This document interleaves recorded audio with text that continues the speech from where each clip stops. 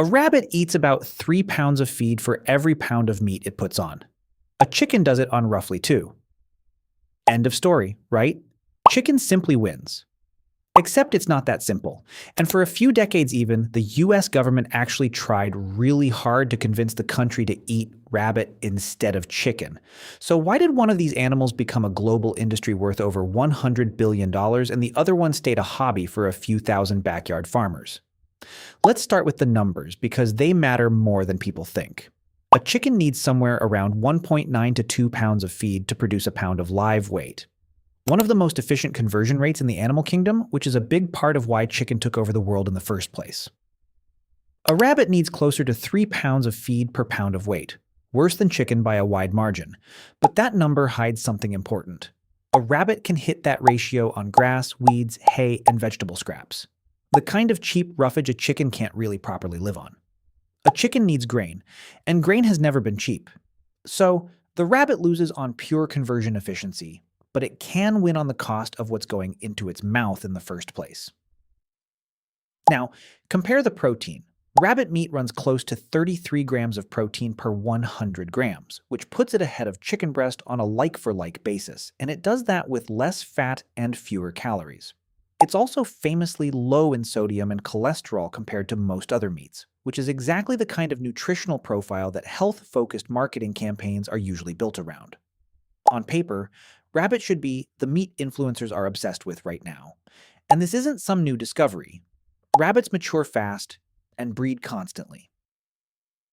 A single doe can have 4 to 6 litters a year with 6 to 10 kits per litter. Do the math.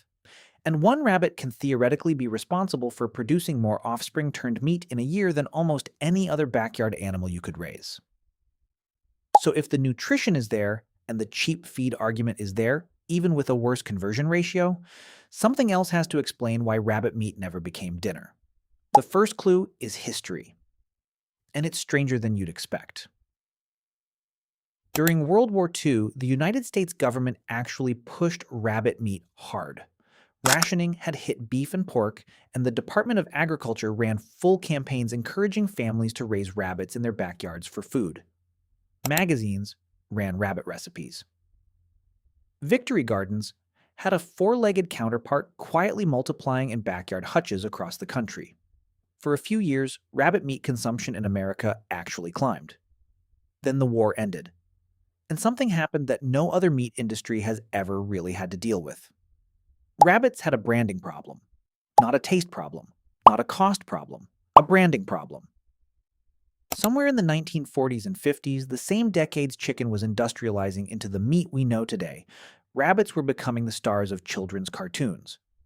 Bugs Bunny, Thumper, the Velveteen Rabbit. An entire generation of American kids grew up associating rabbits with pets, companionship, and Easter baskets, not dinner plates. Try marketing a meat when your target customer's first memory of the animal is a cartoon character outsmarting a hunter every Saturday morning. Compare that to chicken, which never had a cultural mascot problem.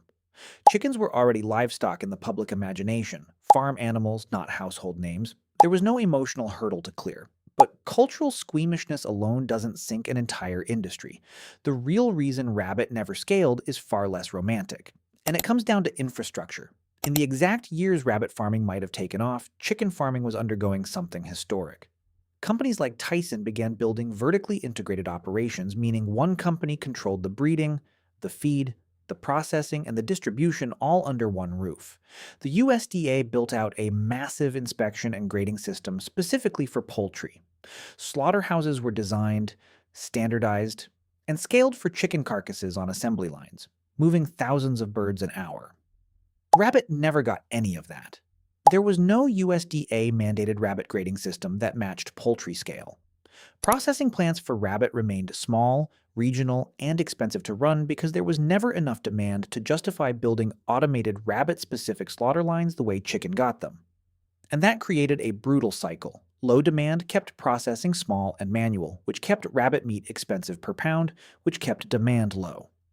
Chicken broke out of that cycle in the 1950s with contract farming and vertical integration. Rabbit farmers never got the capital or the customer base to build the same machine. There's also the emotional side that farmers themselves have talked about for decades.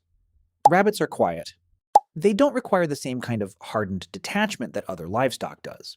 And a lot of small-scale rabbit farmers report that the animals are simply harder to process at scale, both logistically and psychologically. A chicken doesn't make eye contact with you the way people describe rabbits doing. That sounds like a small detail, but multiply it across every worker on a processing line, and it becomes a real operational headache that chicken plants never had to design around. So, does that settle it? Not quite, because there's a counter argument that's easy to miss. Chicken's dominance isn't actually about which animal is more efficient, it's about which animal was easier to standardize. Chickens lay eggs you can incubate in massive batches. Their growth cycle is remarkably uniform, which means processors can predict exactly how big a bird will be on exactly which day. That predictability is worth more to a factory line than the cost of feed. Rabbits, for all their breeding speed, are less uniform in size and harder to schedule at industrial scale, which means more waste and more sorting per unit on top of a feed ratio that already favors chicken. There's also a demand-side reality nobody likes talking about. Meat industries don't grow because a product is objectively better. They grow because someone finds a way to make it cheap enough, consistent enough, and familiar enough that a customer buys it without thinking. Chicken hit all three. Rabbit never got the chance to try because nobody built the machine that could make it cheap in the first place. So where does that leave the actual question? Should you be eating rabbit instead of chicken? Nutritionally, there's a real case. Leaner protein, lower cholesterol, and a taste that most people who've actually tried it describe as somewhere between chicken and pork. On raw feed conversion, chicken still wins. No argument there. But rabbits can be raised almost entirely on forage and scraps that would otherwise go to waste, which is where the actual cost case comes from, not the conversion ratio itself. But the honest answer is that rabbit isn't replacing chicken anytime soon. And it's not really about the animal at all. It's about 70 years of infrastructure that chicken has and rabbit never got. Slaughterhouses built for birds by the thousands, grading systems built into national law, fast food chains that turned chicken into a $5 meal. None of that exists for rabbit, and building it from scratch would take a level of investment nobody in the meat industry has had a reason to make because chicken already solved the problem they were trying to solve. Maybe the more interesting question isn't why we don't eat more rabbit. It's what it would actually take to build an entire industry from nothing in a country that already has an efficient, cheap, culturally accepted meat sitting on every dinner table. Rabbit didn't lose purely because of the feed math. It lost because chicken got a 70-year head start on top of an already better conversion ratio. And by the time anyone looked back at the numbers, the infrastructure gap was too wide to close. There are still small rabbit farms out there in France, in Italy, in parts of China, where rabbit never carried the same cartoon baggage and stayed a normal part of the dinner table the whole time. Rabbit meat consumption in those countries has never dipped the way it did in the US. So the animal was never the problem. The timing was. Next time you're staring at a grocery store meat aisle, picture the version of this country where the 1940s rabbit boom kept going instead of stalling out. Where rabbit got its own vertically integrated industry, its own fast food chain, its own place next to the chicken breast in the cold aisle. It's not a stretch. It just never got the 70 years chicken did. Lean, cheap to feed if you've got scraps in a backyard, and quietly worth a second look. Even with the worst conversion number, rabbit has almost everything chicken has except the machines and the systems built around it. But if you get a good chance, maybe try rabbit meat. From what I've heard, it tastes just like chicken.